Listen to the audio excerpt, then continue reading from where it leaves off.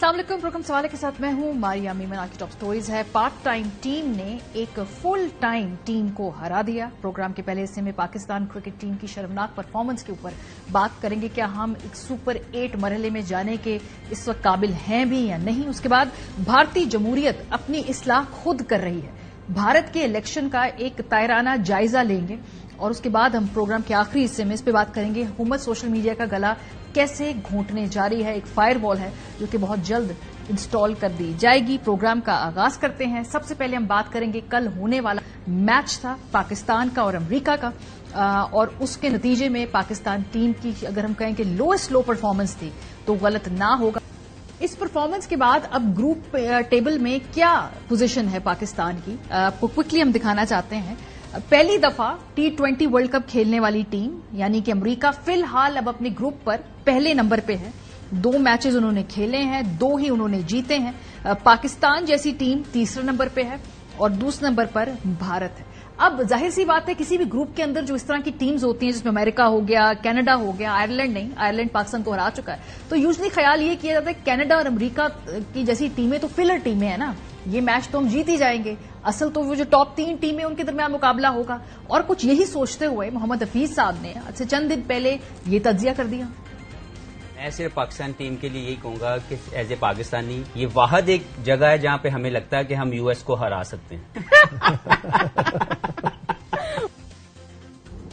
Funny बात है, हम सबका यही ख्याल था, लेकिन कल ये सूरत हाल भयानक हो गई जब सुपर ओवर में जाके यूएस जैसी टीम ने भी पाकिस्तान को हरा दिया। हम वर्ल्ड कप जीतने का या एटलीस्ट सेमीज तक पहुंचने का ख्वाब तो सजाए बैठे हैं, लेकिन क्या हम वहां तक पहुंचेंगे। एक ऐसी टीम जो कि पहली मर्तबा वर्ल्ड T20 खेल रही है, एक एसोसिएट टीम है, उसने हरा दिया एक फुल स्टेटस मेंबर टीम को। तो जरा जायजा लेते हैं दोनों टीम्स का, उनके कैप्टन्स का, उनकी टीम की फॉर्मेशन का। अगर पाकिस्तानी कप्तान के बारे में हम बात करें, बाबर आजम साहब, तो उन्होंने देखिए ना 52 मैचेस खेले हैं। अमरीकी कप्तान ने अभी तक एक भी टेस्ट मैच नहीं खेला। 117 वनडे मैचेस पाकिस्तानी कप्तान बाबर आजम साहब खेल चुके हैं। 47 वनडे मैचेस सिर्फ अमरीकी कप्तान ने खेले। 120 T20 मैचेस खेले हैं पाकिस्तान ने के कप्तान ने। 27 T20 मैचेस खेले हैं आज तक सिर्फ और सिर्फ अमरीका के कप्तान ने। अच्छा, इसके अलावा जो ओवरऑल परफॉर्मेंस है कि पाकिस्तानी और अमरीकी कप्तान की परफॉर्मेंस क्या है, ये भी क्विकली हम आपको दिखा देते हैं कि पॉइंट्स टेबल के ऊपर जो उनका अभी तक का ट्रैक रिकॉर्ड है वो क्या है। ये एक फुल टाइम टीम नहीं है। इस टीम के बहुत सारे लोग वो हैं जो असल में नौकरियां करते हैं और पार्ट टाइम कुछ और काम करते हैं। यानी कि जो ये लोग कल खेलने के लिए आए हैं वो अपनी फुल टाइम नौकरी से शायद छुट्टी लेके, रुखसत लेके कल ये मैच खेलने के लिए आए थे। और बड़ी इंटरेस्टिंग इस टीम की फॉर्मेशन है। जो अमेरिका की टीम की बात कर रही हूं, जो उनके कप्तान हैं मुनांग पटेल, वो अपने गुजर बसर के लिए हफ्ते में 3 बार बच्चों को ट्रेनिंग सेशन भी देते हैं। ये है जी उनका इस वक्त जो साथ साथ जरिया माश। सौरभ नेटवालकर ये बहुत पॉपुलर हुए हैं सोशल मीडिया के ऊपर। इनके प्रोफाइल के बारे में बड़ी हम देख रहे हैं थरथली मची हुई है। ये एक आईटी कंपनी है ऑरेकल, आप सब इसके बारे में जानते हैं। वहां पर बतौर सॉफ्टवेयर इंजीनियर फुल टाइम काम करते हैं, यानी ऑरेकल में फुल टाइम काम करते हैं, पार्ट टाइम क्रिकेट खेलते हैं। नौस्टूस केनिन जी ये क्रिकेट के साथ साथ बतौर हॉस्पिटल टेक्नीशियन के भी काम करते हैं। That is his initial job, ये इनका फुल टाइम काम है। फास्ट बॉलर अली खान ये अपनी गुजर बसर के लिए टैक्सी चलाते हैं और उसके अलावा साथ ट्रेनिंग करते हैं और क्रिकेट टीम में खेला करते हैं। जबकि पाकिस्तान की टीम एक फुल टाइम क्रिकेट टीम है। उनके कॉन्ट्रैक्ट्स हैं पीसीबी के साथ, वो सीरीज उनको खेलने को मिलती है। उनकी जो पूरी जो करियर है ये एक प्रोफेशनल क्रिकेटर की है। वो किसी और काम से छुट्टी लेकर सिर्फ मैच खेलने के लिए नहीं आते, तो ये तकाबली जायजा दिखाना जरूरी था। इस दौरान बड़ी ज्यादा तनकीद हुई है पाकिस्तानी टीम की एक्स्ट्रा करिकुलर एक्टिविटीज के ऊपर कि क्या कर रहे हैं अमेरिका जाके। कुछ तो सोशल मीडिया को इस्तेमाल करने के जो शौक है उसमें खुद भी बता देते हैं कि हम इस वक्त क्या कर रहे हैं। यासिर हमीद साहब के घर एक डिनर है, वो खुद ही ट्वीट कर दी यासिर हमीद साहब ने कि मेरे घर कोई खाना खाने के लिए आया है। इसके अलावा मुख्तलिफ दावतें हैं, वहीं से टिकटॉक वीडियोस डल रही हैं, वहीं से डिफरेंट और वीडियोस डल रही हैं। मजा करना चाहिए जिंदगी के अंदर। कोई ये नहीं कह रहा कि कोई बूट कैंप है जहां पे सिर्फ काम काम काम, लेकिन परफॉर्मेंस उसके साथ मैच करना चाहिए। अभी तक जो ये हम सारा नॉन सीरियस कैजुअल बिहेवियर देख रहे हैं, जो खाने पता नहीं फिटनेस के दौरान खाने का बड़ा अहम रोल होता है, ये डाइट क्या है, ये कहां किस से जाकर ये मिल रहे हैं, क्या मैनेजमेंट को मालूम है, मैनेजमेंट को क्या शायद मजीद सख्ती करनी चाहिए, ये बहुत सारे ऐसे सवाल हैं जो अभी भी हमारे सामने खड़े हुए हैं। पाकिस्तान की टीम बुरे से बुरे हालात में भी हमें बहुत बुरा वक्त दिखाती है, लेकिन हमारे फैंस जो हैं उनके कहीं ना कहीं से ह्यूमर का एलिमेंट ढूंढ लेते हैं। सोशल मीडिया के ऊपर जो मीम्स होते हैं, हमारा जो सेंस ऑफ ह्यूमर है, कोपिंग मैकेनिज्म है एक तरीके से पाकिस्तानी कौम का, तो उसमें भी उन्होंने ये ह्यूमर ढूंढ लिया। मीम्स बने बड़े दिलचस्प हैं जी। सबसे पहले तो आप ये देखें कि रियल पीसीबी को टैग करके लोगों ने कहा है कि क्या ये क्रिकेट खेलने की एक्टिंग कर रहे हैं, क्या ये प्रिटेंड कर रहे हैं। उसके बाद जो अगला मीम है जिसमें कहते हैं कि हमारी जो मेंटल हेल्थ है, हमारी जो दिमागी तवाज़ुन है, उसको किस तरह से अफेक्ट करती है पाकिस्तान की क्रिकेट टीम की परफॉर्मेंस। ये बड़ा मजे का है जिसमें कह रहे हैं कि ग्रुप में इंडिया की प्रैक्टिस की थी, अमेरिका आउट ऑफ सिलेबस आ गया। ये सारी पाकिस्तानी कोपिंग है, मैकेनिज्म है ह्यूमर उसका। जो ये आखिरी है, ये IMF की जो किस्तें हैं उससे मशरूत करके लोगों ने एक सब ट्वीट की कि हमारे पास 2 ऑप्शंस थे, ट्रॉफी लें या मुल्क की इकोनॉमी को बचाएं। ये भी एक दिलचस्प टेक था इसके ऊपर। और आखिरी वाला सबसे मजे का, क्योंकि इंडियन ट्विटर टाटीज ने इस पे बड़े मजे लिए कल की परफॉर्मेंस के ऊपर। वो कहते हैं कि जब अमरीकियों को पता चला कि उनकी एक क्रिकेट टीम भी है और उसने पाकिस्तान को वर्ल्ड कप के मैच में हरा दिया, तो वो कितने ज्यादा हैरान हुए। ये मीम भी बड़ी गर्दिश कर रही थी। तो क्या पाकिस्तान का यहां से सफर आगे मुश्किल हो गया है? क्या आगे बढ़ने की अब कोई उम्मीद नहीं है? नहीं, अगर मगर का चक्कर है एज यूजुअल, लेकिन अभी आगे बढ़ने की उम्मीद है। और वो कैसे हो? जो फॉर्मूला है, जो बड़ा आसान है लेकिन पता नहीं कितना आसान है, वो ये है कि पाकिस्तान को अगले 3 मैच जीतने होंगे, इंडिया, कनाडा और आयरलैंड के खिलाफ। कनाडा निस्बतन आसान लग रही है, इंडिया का अगला मैच है, मुश्किल है। आयरलैंड के साथ चूंकि हमारा पहला अपसेट हो चुका है, सो हम इतने कॉन्फिडेंट नहीं है। जो दूसरा फॉर्मूला है ऑफ कोर्स वो ये है कि कौन हारेगा तो पाकिस्तान आगे जाएगा। तो जी अमेरिका को इंडिया के साथ साथ आयरलैंड से भी हारना होगा, तो एक ये दूसरा फॉर्मूला है जिसमें पाकिस्तानी टीम आगे जा सकती है।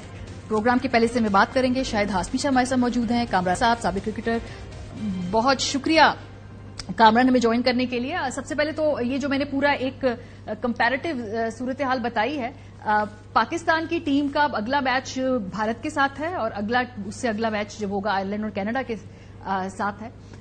फोकस की कमी है इस वक्त नजर आ रही है, या पिच मुश्किल है, सरप्राइज एलिमेंट है, अमेरिका में पहली दफा खेल रहे हैं, समझ नहीं आ रही, टाइम लगेगा सेट होने में? बहुत शुक्रिया मारिया। पहले तो आपको ये मैं बात बता दूं, फोकस की नहीं, हमारी है अप्रोच की कमी। मैं शॉर्टकट रास्ते से हर चीज हासिल करना, वो कभी नहीं हो सकता जब तक आप प्रोसेस के साथ नहीं आएंगे। और इस टीम का हाल यहाँ तक पहुंचाने में मेरे ख्याल से सिर्फ 5-6 साल लगे हैं। जो काम शुरू हुआ 5-6 साल पहले, 6 टीमें बना दी, उसके बाद लाइकिंग डिसलाइकिंग पे लड़कों को साइडलाइन किया, अपने चाहने वालों को लेके आए, डोमेस्टिक क्रिकेट को इग्नोर किया, 4-डे क्रिकेट कोई खेलना नहीं चाहता क्योंकि उसकी सिलेक्शन बहुत कम कर दी, उसको देखना भी पसंद नहीं करते, सिर्फ T20 PSL परफॉर्मेंस दें और टीम में आ जाएं। और सबसे ज्यादा जब तक आपकी नीयतें ठीक नहीं होंगी, टॉप लेवल से लेके टीम के प्लेयर्स तक, उतनी देर कामयाबी नहीं हो सकती। तो ये सारी चीजें हैं जो आपने नक्शा खींचा ना पाकिस्तान की क्रिकेट का हाल जो कल हुआ है, जो पूरे पाकिस्तान में पाकिस्तान के लोगों का हुआ, हम लोगों का हुआ, आप लोगों का हुआ, वो सिर्फ यही वजह है कि जब तक आप नीयतें ठीक नहीं करेंगे, किसी का बुरा आप नहीं सोचेंगे, तो अल्लाह इज्जत देने वाला होगा। ये सारी चीजें वो चल रही हैं, अल्लाह भी ऊपर से देख रहा है कि क्या हो रहा है, गलतियों पे गलतियां, गलतियों पे गलतियां, एकदम से रस्सी खींची है। तो अब इनको समझ नहीं आ रही हम क्या करें। एक जगह आप टैग लगाते हैं कि फिट नहीं है, मिडाउन से मिडाउन भाग रहा होता है फील्डर, एक जगह आप टीम में लड़के वो सिलेक्ट कर रहे हैं जो पूरे 20 ओवर भी फील्डिंग नहीं कर सकते, फॉर्मेलिटी पूरी कर रहे हैं। आपने टीम बनाई है कि अपने इर्द गिर्द के लोगों को खुश किया। Welcome back. ब्रेक पर जाने से पहले हम शाहिद हाशमी और कामरान अकमल साहब के साथ बात कर रहे थे। शाहिद साहब, मेरा आपसे ये सवाल था कि क्या स्केड्यूल होता है बाकी टीमों का? अभी हमारा इंडिया के साथ अगला मुकाबला है, वो कैसे ट्रेन कर रहे हैं और हमारी एक्स्ट्रा करिकुलर एक्टिविटीज कैसी हैं और ट्रेनिंग सेशंस कैसे हैं? देखिए, हमारी कुछ ज्यादा हो गई और हमारा बिल्डअप भी ओवरऑल बड़ा केओटिक रहा। हमने یورپ میں 3 سیریز رکھی. نیدرلینڈ سے ہماری سیریز کینسل ہو گئی. آئرلینڈ میں ہم نے 3 میچ کھیلے, 4 میچ ہم نے انگلینڈ میں کھیلنے تھے جس میں سے 2 بارش کی نظر ہو گئے. وہ تو other side of the world ہے, یہ other side of the world ہے. ہمارے کرکٹ بورڈ نے جب پچھلے سال یہ سیریز طے کی تھی تو یا تو تھوڑا سا پش فارورڈ کر لیتے, پری پون کر لیتے یا پوسٹ پون کر دیتے, لیکن کچھ بھی نہیں کیا. اس لیے کہ ہمیں اصل فائدہ ہوتا وارم اپ میچ کھیلنے سے امریکہ اور ویسٹ انڈیز میں, اور کم از کم 10 سے 12 دن پہلے جا کر. افغانستان کی ٹیم نے 15 دن سے ڈیرے ڈالے ہوئے ویسٹ انڈیز میں, ان کو اس کا فائدہ ہو رہا ہے. انڈیا کی ٹیم 1 جون سے نیو یارک میں ہے, نیو یارک میں ہی رہے گی, سارے میچز نیو یارک میں کھیلے گی. تو ہمارا بلڈ اپ بڑا عجیب سا کیوٹک ہوا. ہمارے ٹریننگ سیشن بارش کی نظر ہو گئے اور ہماری تیاری بھی اتنی اچھی نہیں تھی. اس کا نتیجہ آپ کو نظر آیا. امریکہ کے میچ میں ڈرے ڈرے, سہمے سہمے, انڈر پریپیئرڈ لگ رہی تھی ٹیم, حالانکہ میچز کھیل کے آ رہی ہے. لیکن ڈر اور خوف والی جو چیز تھی نا, وہ بڑی کھل کر ایکسپوز ہوئی, سامنے آئی کہ آپ بیٹنگ ہی نہیں کر پا رہے. بابر اعظم جیسا بیٹسمین 23 گیندوں میں 9 رن, اپنی پہلی باؤنڈری اس نے 25ویں گیند پہ جا کے ماری, اور اگینسٹ پارٹ ٹائمرز, جو سارے پارٹ ٹائمرز کرکٹرز ہیں. جی, تو یہ ہماری انڈر پریپیئرڈنس تھی شاہد صاحب, یا ان کی اوور پریپیئرڈنس تھی امریکی ٹیم کی؟ دونوں فیکٹر ہیں. ہماری بلڈ اپ بڑی کیوٹک تھی, انڈر پریپیئرڈ تھے, اور ان کی اوور پریپیئرڈ اس لیے ہوئی کہ انہوں نے ورلڈ کپ سے کوئی 3-4 مہینے پہلے آسٹریلین کوچ لے کے آیا, اسٹوارٹ لا, جو بڑا اچھا کوچ ہے, اور آسٹریلین مینٹلٹی لے کے آیا. انہوں نے بنگلہ دیش کو 3 میچوں کی سیریز میں 2-1 ہرایا. وہ 2 سال پہلے آئرلینڈ کی ٹیم کو ہرا چکے ہیں. تو انہوں نے بلڈ اپ کیا ہے اپنا, اور ان کی پریپریشن بہت اچھی نظر آئی. ان کی مینٹل اسٹرینتھ, ان کا مائنڈ سیٹ بہت اچھا نظر آیا. ان کی جو اسٹریٹجیز تھیں کہ کس طرف سے ہوا چل رہی ہے, کس طرف شاٹ مارنے ہیں, کس کو کب کھیلنا ہے, کس طرح کھیلنا ہے, وہ بہت اچھی نظر آئی. اور ہماری اسٹریٹجی, ہماری کیپٹنسی بہت ہی پور رہی. کامران, اگلا میچ تو ہمارا بھارت کے ساتھ ہے. ہم تو امریکہ کے ساتھ ڈرے ڈرے, سہمے سہمے, ہم اب تو زیادہ پریشر کے ساتھ اگلے میچ پہ جائیں گے, بیکاز ہمیں تو اب تقریباً تمام میچ ہی جیتنے ہیں, اگلے سپر 8 میں جانا ہے. پھر بھی اگر کوئی ایرر کا مارجن ہوگا تو وہ دوسری ٹیموں کے پاس ہوگا کہ کوئی ہار جائے, کوئی جیت جائے. ہمارے پاس تو وہ بھی نہیں ہے. سو نفسیاتی طور پہ آپ کو لگتا ہے کہ ہمارے لیے انڈیا کے ساتھ جو میچ ہے وہ دگنا مشکل ہو جائے گا اس کے بعد؟ دیکھیے مائیا, اگر یہ ہم لوگ یو ایس اے سے جیت بھی جاتے نا, پھر بھی پریشر ہونا تھا پاکستان ٹیم پہ. ہمیشہ ICC ایونٹ میں انڈیا نے ڈومینیٹ کیا پاکستان کی ٹیم کو. نمبر 1 ٹیم ہے, سیٹل ٹیم ہے. ابھی شاید بھائی بات کر رہے تھے کہ ہماری تیاری اچھی نہیں ہے, ہمارے وارم اپ میچز نہیں ہوئے, ہماری وہ دوسرا پارٹ ہے جہاں پہ سیریز رکھی گئی ہے. لیکن میں نے تو اکثر اپنے بڑوں سے, یا ہم نے جو سیکھا وہ یہی سیکھا کہ جتنے آپ میچ کھیل کے جائیں گے, اچھی ٹیموں پہ ٹف کنڈیشن میں کھیل کے جائیں گے, اتنی اچھی تیاری ہوگی. تو یہاں پہ تو وہ چیزیں ساری ملی ہیں جو ایک ورلڈ کپ کے لیے ٹیم کو چاہیے تھی, اور ہمیشہ ایسے ہی ہوا ہے. اور میرے خیال سے یہ صرف ہمارا جو ویژن تھا نا, جو ہماری مینٹالٹی تھی ٹیم کی, جو پاکستان کی کرکٹ کی تھی, وہ یہی تھی کہ پاکستان کو سامنے رکھتے ہوئے ٹیم نہیں بنائی گئی, تیاری ویسی نہیں کی گئی. پچھلے 5-6 سال سے میں بار بار کہہ رہا ہوں, اس چیز پہ میں زور دے رہا ہوں, کوئی انڈرسٹینڈ نہیں کر رہا. آج حل آپ نے دیکھ لیا, کیا نتیجہ آیا پاکستان کی کرکٹ کا, یہ ہے. اور جہاں تک انڈیا کی بات ہے, انڈیا کی ٹیم ہماری طرح نہیں ہے وہ T20 سے ٹیم بنا کے لائے ہیں. ان کا ایک پروسیس ہے سلیکشن کا, ان کا ایک سسٹم ہے. انہوں نے اپنے سسٹم کو توڑا نہیں ہے. انہوں نے اپنی 38 ٹیموں میں 10 ٹیمیں نہیں کی ہماری طرح. انہوں نے کیا نام ہے, صرف IPL کی پرفارمنس پہ لڑکوں کو سلیکٹ کر کے نہیں لائے. ان کی ساری ڈومیسٹک کرکٹ کی جو پرفارمنس ہے اس حساب سے انہوں نے سلیکشن کی. یہ پروسیس ہے. ہماری طرح باہر سے نہیں لائے پلیئرز, ہماری طرح یہ نہیں لائے کہ جو انٹرنیشنل ٹور چھوڑ کے چلا جائے وہ کہ میں نے لیگ کھیلنی ہے, ہم ان کے ہاتھ پاؤں جوڑ کے لا رہے ہیں. جب آپ کرکٹ سے بڑا کسی کو بنائیں گے, اسٹیبلٹی اور ڈسپلن کے مسائل نظر آ رہے ہیں نا شاہد ہاشمی صاحب. اس میں تسلسل کی بھی تو بات ہے نا. اگر پاکستان کے کرکٹ بورڈ کو دیکھیں, کچھ پچھلے 1.5 سال کے اندر کتنی تبدیلیاں آئیں, کپتان تبدیل ہوئے, چیئرمین تبدیل ہوئے, ہر کسی کے ساتھ پوری ٹیم تبدیل ہوئی, آپریشنل ٹیمیں تبدیل ہوئیں. تو پھر وہ جب سیاست میں تسلسل نہیں ہوتا تو اس کا نظر آتا ہے جو بھی آؤٹ کم ہوتا ہے. تو اگر مینجمنٹ اور کرکٹ کے افیئرز میں تسلسل نہیں ہوگا تو وہ پھر ہمارے سامنے ہی ہے نا. یہ بالکل ایسا ہی ہے ماریا. ہمارا جو کرکٹ کا سسٹم ہے وہ ریفلیکشن ہے ہماری سوسائٹی کی, ہماری گورنمنٹ کی, ہماری اکنامکس کی, ساری چیزوں کی ایک ریفلیکشن ہے. और जितनी चेंजेस क्रिकेट बोर्ड में होती हैं, अगर उसके ऊपर हमारे जितने प्रॉब्लम्स हैं अगर आप डिस्कस करना शुरू करें तो शायद आपका एक वीक लग जाए आपके सेगमेंट का। तो उसको छोड़ के हम यही करें कि हमें लॉन्ग टर्म और शॉर्ट टर्म प्लानिंग करनी है। हमें कम से कम वर्ल्ड कप से 6-8 महीने पहले ये सोच लेना है कि ये हमारे 15 प्लेयर हैं। एक हफ्ते या 6 दिन पहले हम 15 प्लेयर अनाउंस ना करें, उसमें भी 2-3 प्लेयर आप छोड़ दें जो अच्छे परफॉर्मर थे, जैसे उसामा मीर एक जेन्युइन लेग स्पिनर, आपके पीएसएल का टॉप विकेट टेकर, आपने उसको छोड़ दिया, उसके साथ आपने ज्यादती कर दी। वो बेचारा रोता भी रहा, सबको मैसेज भी करता रहा, और उसके बाद आपने उसको एनओसी भी नहीं दी एज रिटेलिएशन।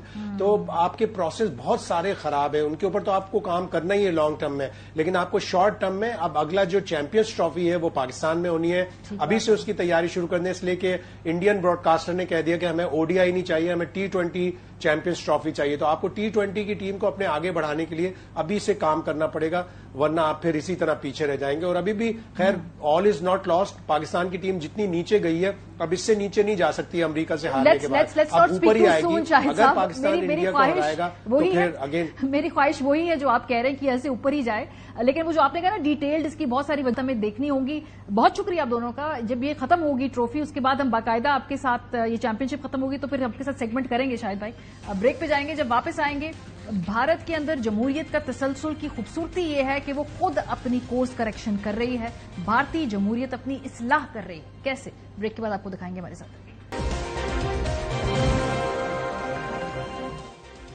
Welcome back. जमहूरियत का सबसे बड़ा हुस्न ये होता है कि वो अपनी समत खुद ही दुरुस्त करती रहती है, अपनी कोर्स करेक्शन करती रहती है। भारत के अंदर होने वाला इलेक्शन उसकी एक बहुत बड़ी वाज़ेह मिसाल है। क्विकली अगर हम देखें कि वहां पर सीट काउंट क्या है, तो बीजेपी की जो इत्तेहादी जमातें हैं, मोदी इत्तेहाद, उन्होंने 295 नशिस्तें ली, और कांग्रेस इत्तेहाद ने एक तगड़ी अपोजिशन के तौर पर जो नमूदार हुआ है 231 नशिस्तें ली।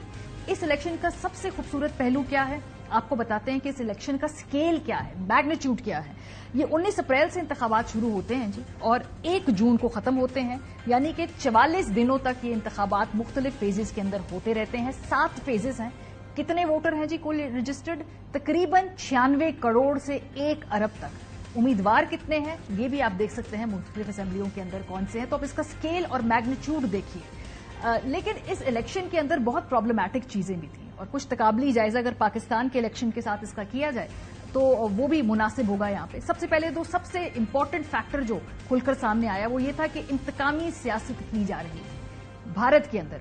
अरविंद केजरीवाल थे, उनको गिरफ्तार किया गया जो दिल्ली के चीफ मिनिस्टर थे, और हमने देखा कि जब उनकी गिरफ्तारी हुई तो उसके बाद मीडिया पर कई कई घंटे ट्रांसमिशनें चलाई गई। अगर हम अरविंद केजरीवाल की गिरफ्तारी के विजुअल्स दिखा सके स्क्रीन के ऊपर तो बहुत मुनासिब होगा प्रोड्यूसर साहब। और उसके बाद हमने देखा कि इनके साथ साथ और भी 4 अहम लीडरान थे मुख्तलिफ औकात पे, वो गिरफ्तार हुए। सो भारत के अंदर बाकायदा जो पॉलिटिकल ओपोनेंट्स थे उनकी गिरफ्तारी की एक मुकम्मल तौर पर कैंपेन चल रही थी। और इस मौके पे फिर राहुल गांधी साहब की, जो कि अहम ऑपोजिशन लीडर बन के उभरे हैं, उनकी शिकायत क्या थी, जरा नोटिस। हिंदुस्तान के सारे इंस्टीट्यूशंस आरएसएस और बीजेपी ने कंट्रोल कर दिए हैं, और हिंदुस्तान के सब इंस्टीट्यूशंस पर उनका दबाव है। प्रेस पे दबाव है, ब्यूरोक्रेसी पे दबाव है, इलेक्शन कमीशन पे दबाव है, जुडिशरी पे प्रेशर डालते हैं। तो ये लड़ाई अब जो पहले राजनीतिक लड़ाई होती थी वैसी लड़ाई नहीं है। अब ये हिंदुस्तान के इंस्टीट्यूशंस जो इन्होंने कैप्चर करे हैं उनके बीच और ऑपोजिशन के बीच में लड़ाई है। सो पहले तो ये जो इंतकामी सियासत हो रही थी वो लड़ाई थी। दूसरी बड़ी जो ममासलत है वो ये कि लेवल प्लेइंग फील्ड नहीं मिल रही थी वहां पे, और वहां पे अपोजिशन बार बार कह रही थी कि क्या इस दुनिया की सबसे बड़ी जमहूरियत के अंदर ऐसा होता है कि लेवल प्लेइंग फील्ड ना मिले। कांग्रेस के अकाउंट्स मुंजमद कर दिए जाते हैं, उनके लिए जो ऑपरेशनल हर्डल्स हैं वो खड़े कर दिए जाते हैं, उनको कैंपेनिंग करना मुश्किल कर दिया जाता है। ये सब वहां पर रियासत की बेहस्त पे हो रहा था, जिसको मोदी सरकार उसको कंट्रोल कर रही थी। और उनके जो उम्मीदवार थे वो रेलवे का टिकट तक नहीं खरीद पा रहे थे, ये राहुल गांधी ने खुद बताया।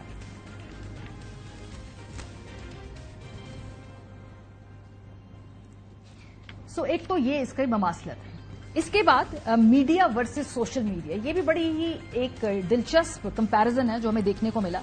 वहां पर जो लेगेसी मेन स्ट्रीम मीडिया था वो मुकम्मल तौर पे मोदी के तसल्लुत में था और उनको गोदी मीडिया कहा जाता है, जो वो नैरेटिव चला रहे थे। भारत की सड़कों पे होने वाली कॉन्वर्जेशंस उससे बिल्कुल मुख्तलिफ थी। वहां का नौजवान एक मुख्तलिफ सोच लेकर बैठा हुआ था। वहां पे ग्रास रूट लेवल पर मोदी की सियासत के खिलाफ एक मुकम्मल तौर पे अलहदा सोच थी। और उस वक्त का जो मीडिया है भारत के अंदर, वो किस तरह के सवाल अपने वजीर आजम से पूछ रहा था, जरा इसकी झलक देखिए।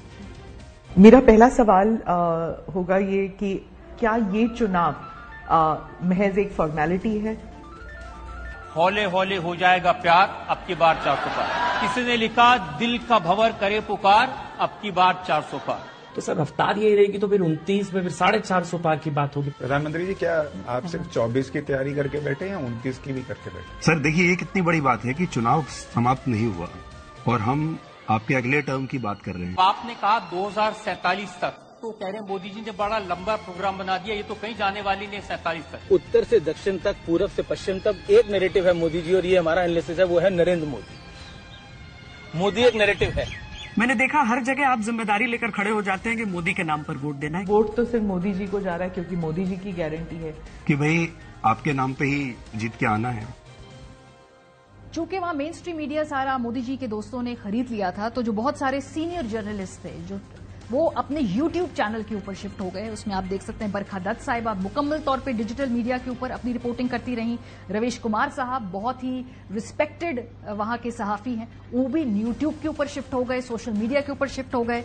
ध्रुव राठी, जिसके बारे में बड़ी चहमगोइयां हो रही थी उस वक्त कि क्या इनकी बात करने के अंदाज से भारत की में कोई मुख्तलिफ सोच सामने आएगी, उनके यूट्यूब चैनल ने भी आग लगा दी। तो जो legacy media versus social media में सोशल मीडिया का पलड़ा बहुत भारी रहा। हमने देखा कि भारत के इलेक्शन के अंदर भी ये भी एक नया ट्रेंड है जिसको पूरी दुनिया को अब मानना होगा। तमाम सर्वेज पाकिस्तान के अंदर, पाकिस्तान के अलावा भारत के अंदर गलत साबित हुए। जो सारे एग्जिट पोल्स थे जो भारतीय मीडिया के ऊपर चलते रहे, हमने देखा बार बार उसमें मोदी को बड़े वाज़ेह तौर पे आगे दिखाया जा रहा था और कहा जा रहा था कि वो पहले से भी ज्यादा नशिस्तें ले पाएंगे। अगेन अब इल्जामात लग रहे हैं कि वो मैनिपुलेटेड एग्जिट पोल्स थे। और पाकिस्तान के अंदर भी हमने देखा जो मुख्तलिफ सर्वेज थे इलेक्शन से पहले, वहां पे जिस तरह के नताइज आए हैं कोई भी प्रिडिक्ट नहीं कर पाया था। एक और मुख्तलिफ जो चीज जो पाकिस्तान में नहीं है लेकिन भारत में है, इलेक्ट्रॉनिक वोटिंग मशीन सिस्टम। जरा आप देखिए कि इतना बड़ा इलेक्शन होता है और उसके अंदर तकरीबन 16 लाख ईवीएम मशीनें इस्तेमाल की जाती हैं। ना कोई आरटीएस बैठता है, ना कोई शिकायत होती है, ना कोई धांधली होती है, ना कोई बीच में हम देखते हैं शोरो होगा होता है, और ना ही कोई उसके अंदर एलपी डालकर चला जाता है। जैसा कि हमारी हुकूमत ने कहा था कि कोई एलपी डाल गया तो फिर क्या होगा, वो मशीनें नहीं चला करेंगी। ना उसको किसी ने मैनिपुलेट किया। हमसे जब कहा गया कि जी ईवीएम लगवा लें तो क्या तौजीहात दी गई, जरा सुनिए। इलेक्शन कमीशन ने इस ईवीएम को और इनके जो इलेक्टोरल रिफॉर्म्स के नाम पर जो धांधली करना चाहते हैं, उन्होंने अपनी अना या जिद की बिना पर उसको मुस्तरद नहीं किया, बल्कि उसको कानून, आइन और मुकम्मल तौर पर ठोस दलीलों की बुनियाद पर उसको मुस्तरद किया। ये जो सारे कानून, ये आईनी दलाइल, ये सब कुछ जो है ये फेल हो गए। अगर मैं देखा भारतीय इलेक्शन में, क्योंकि 16 लाख मशीनें थीं, इलेक्शन इलेक्ट्रॉनिकली हुआ, उसके नताइज भी आए और वो ज्यादा स्मूथ हुए। अगर नीयत ठीक हो तो टेक्नोलॉजी सिर्फ आप अपने फायदे के लिए इस्तेमाल कर सकते हैं। टेक्नोलॉजी आपकी एलाय है, टेक्नोलॉजी आपकी दुश्मन नहीं है, अगर आप इसको समझ सकें। तो ये भी हमने देखा कि एक बहुत बड़ी डिफरेंस था। इंडिया में यूथ का वोट, ये बड़ी दिलचस्प स्टडी है क्योंकि अब वो सारे डेमोग्राफिक्स जो है वो सामने आ रहे हैं। सो इंडिया में इंतखाबात में 20 करोड़ नौजवानों ने अपने वोट का इस्तेमाल किया है। आम इंतखाबात की कहां बात यह है कि इसमें पहली मरतबा वोट देने वालों में 18 से 19 साल के वोटरों की तादाद 1 करोड़ 82 लाख थी। 20 से 19 साल की उम्र के लोगों की तादाद 19 करोड़ 74 लाख थी।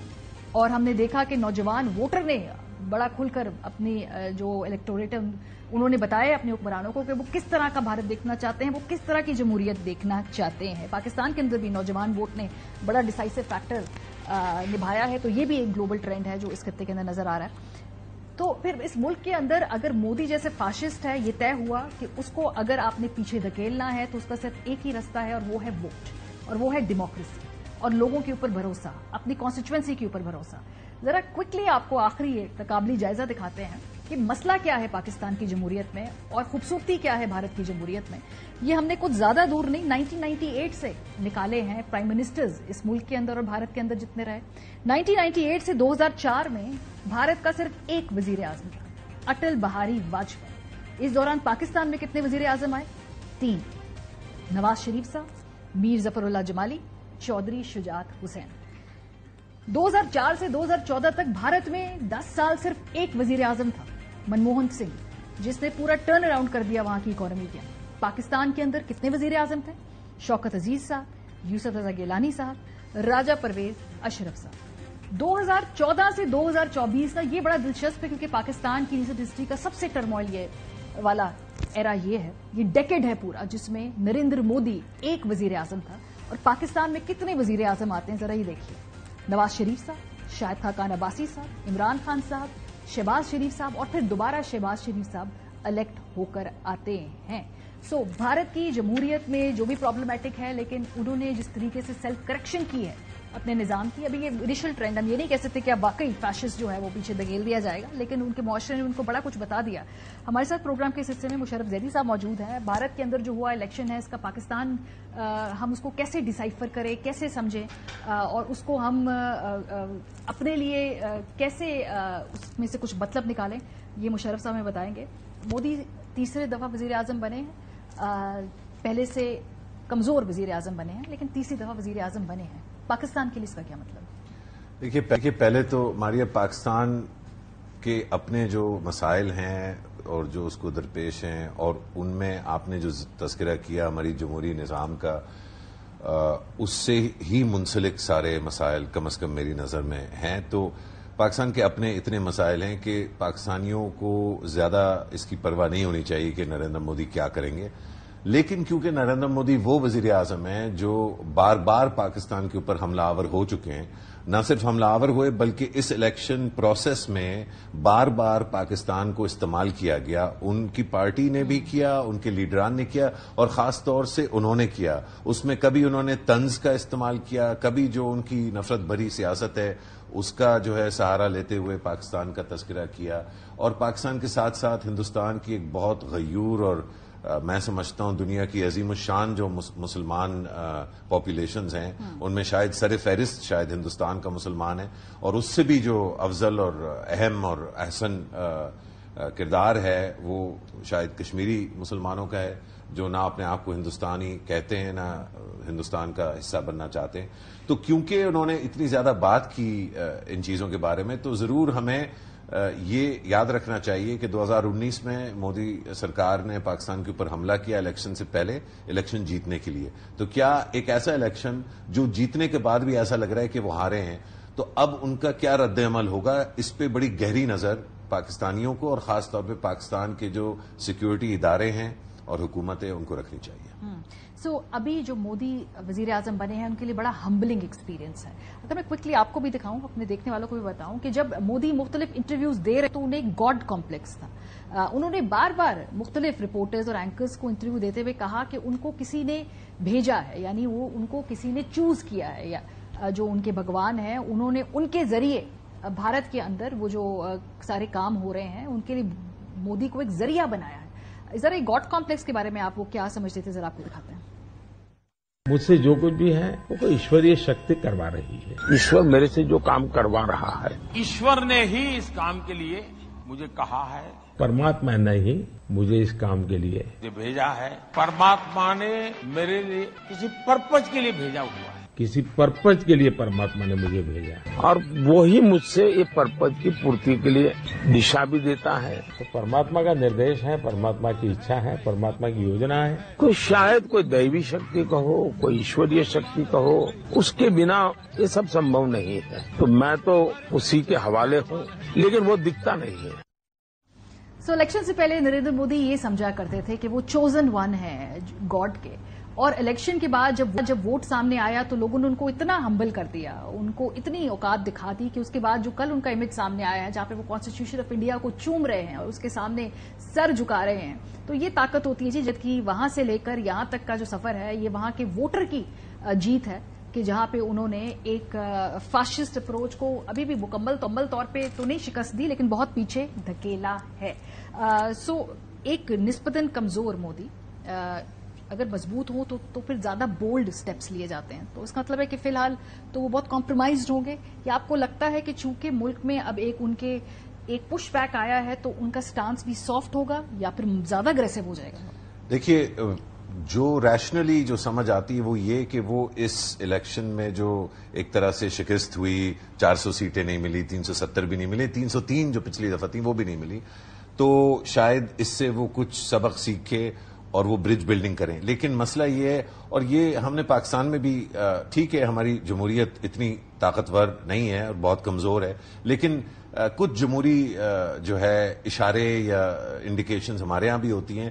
پاپولسٹ لیڈرشپ جو ہے وہ دنیا میں کہیں بھی ہوتی ہے, تو جب وہ اس کو کونے میں آپ جو ہے دھکیلتے ہیں, اور اس کے میں جتنے حوالے دوں وہ کم ہوں گے, لیکن دیکھنے والوں کو تو سمجھ آ گئی ہوگی کہ ہم جب کسی کو کونے سے دیوار سے لگاتے ہیں تو کیا وہ دیوار سے بات چیت کرنے پر راضی ہو جاتا ہے یا وہ مڑ کے جھپٹا مارتا ہے. تو جو ہم نے پاکستان میں دیکھا, اور آج کل بھی یہی ہو رہا ہے کہ جس کو ہم نے دیوار سے لگایا ہوا ہے وہ زیادہ اگریسو ہوا ہوا ہے.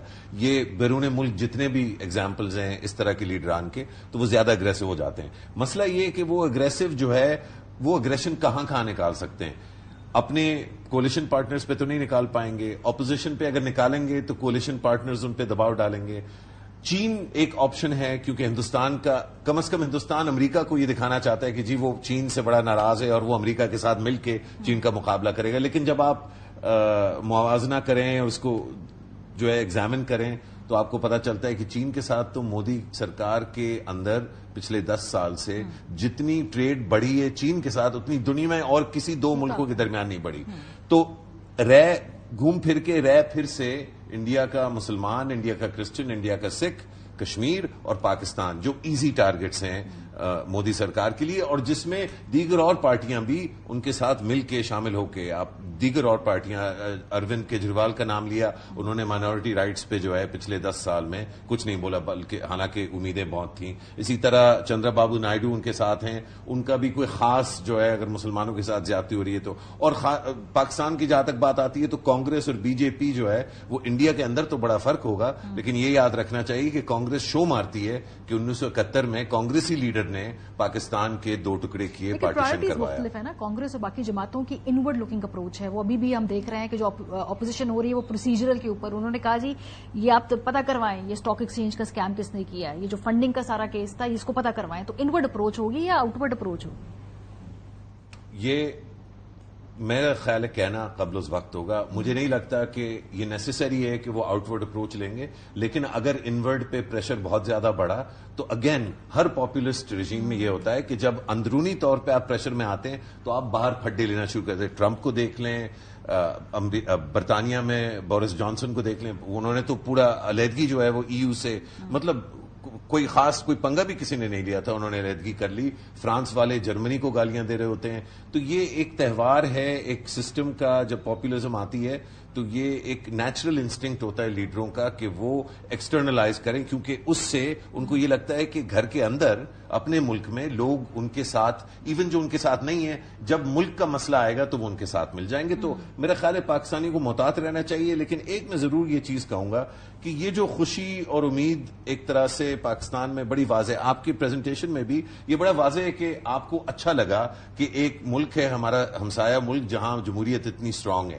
یہ جو نیک نیت ہے پاکستانیوں کی, یہ ہماری ایک بہت بڑی اسٹرینگتھ ہے. یہ نیک نیتی آپ کو ہندوستان میں ملتی ہے. ہمارے بہت سارے دوست ہیں ٹریک 2 میں ہم سے ملتے ہیں, ان کی حکومت میں بھی ایسے لوگ رہے ہیں, جرنلزم میں, لیکن بیشتر عوام کو مودی سرکار نے اتنا اب خراب کر دیا پاکستان کے خلاف کہ یہ نیک نیتی کم ملتی ہے. تو ایک تو ہمیں اس نیک نیتی کو پرزرو کرنا چاہیے, اور میں خراج تحسین پیش کرتا ہوں ان پاکستانیوں کو جو ایکسائٹ ہو رہے ہیں. پھر میں ان کو ساتھ ساتھ وارن بھی کرتا ہوں کہ آپ اتنے ایکسائٹ مت ہوں کہ آپ بھول جائیں کہ چاہے کانگریس ہو یا بی جے پی ہو, پاکستان سے نفرت ایک سیاسی کرنسی ہے ہندوستان میں, اور اس کو دیگر بار استعمال کیا گیا ہے. تو پاکستانیوں کو ضرور خوش ہونا چاہیے انڈینز کے لیے, اپنی جمہوریت کے لیے اس سے جو لیسنز اخذ کر سکتے ہیں وہ کرنے چاہیے, لیکن یہ یاد رکھنا چاہیے. اور آخری چیز جو پاکستانیوں کے لیے بہت زیادہ سوچنے کی ضرورت ہے, اور اگین اللہ کا شکر کرنا چاہیے, ہمارے ہاں RSS جیسی تنظیمیں، BJP جیسی تنظیمیں آج تک کسی الیکشن میں آگے نہیں آ سکی ہیں. اس سے یہ اخذ میں کرتا ہوں کہ ہمارا ووٹر انتہائی غیور اور انتہائی میچور ووٹر ہے، اور صرف میں بطور ایک جمہوریت پسند انسان کے میں یہ چاہتا ہوں کہ جس طرح سے 8 فروری کو جمہوریت کو بجائے فروغ دینے کے ہم نے واپس اس کو دھکیلا، دیوار سے لگایا، یہ ہمیں کم کر دینا چاہیے. اس سے ہٹ کے کہ جس چیز کو ہم دیوار سے لگا رہے ہیں وہ میں پسند کرتا ہوں یا نہیں پسند کرتا ہوں، لیکن یہ ہمارے ملک کے لیے اچھا نہیں ہے کہ ہم ایک نیچرل آرگینک ہماری جمہوریت ہے جس میں ایکسٹریمسٹ کو ہم نہیں پسند کرتے، ان کو ایک طرح سے جب ہم زیادتی کرتے ہیں تو ان کو ہم ایکسٹریمسٹ بنا دیتے ہیں. تو یہ ہمیں اس پہ سوچنا چاہیے، ہمارے فیصلہ ساز اداروں کو اس پہ گہری نظر سے جو ہے سوچنا چاہیے، اور انشاءاللہ امید رکھنی چاہیے. ہوپ فلی انڈیا ہمارے ساتھ اچھا سلوک کرے گا اور ہم اس کے ساتھ اچھا سلوک کریں گے، لیکن سب سے زیادہ یہ کہ ہم اپنے ساتھ اچھا سلوک کریں. Very well said. اور جو پورے اس بحث کو سمیٹ دیا مشرف زیدی صاحب نے کہ پاکستان کے عوام ابھی بھی جمہوریت کے اوپر، فورسز کے اوپر، سیاسی فورسز کے اوپر یقین رکھتے ہیں. آج تک کسی بھی انتہا پسند تنظیم یا کسی بھی انتہا پسند آئیڈیا کو ووٹ کی طاقت کے ذریعے لانا نہیں پسند کرتے ہیں. سو اگر ہم اس کو اپنے جمہوری رویے کو مت روکیں تو شاید کسی تسلسل کے نتیجے میں ہمارے پاس بھی خود کورس کریکشن اور اپنی اصلاح کرنے کی گنجائش نکل آئے. پروگرام کا وقت ختم ہو گیا. اپنا فیڈ بیک دینا مت بھولیے گا. خیال رکھیے. خدا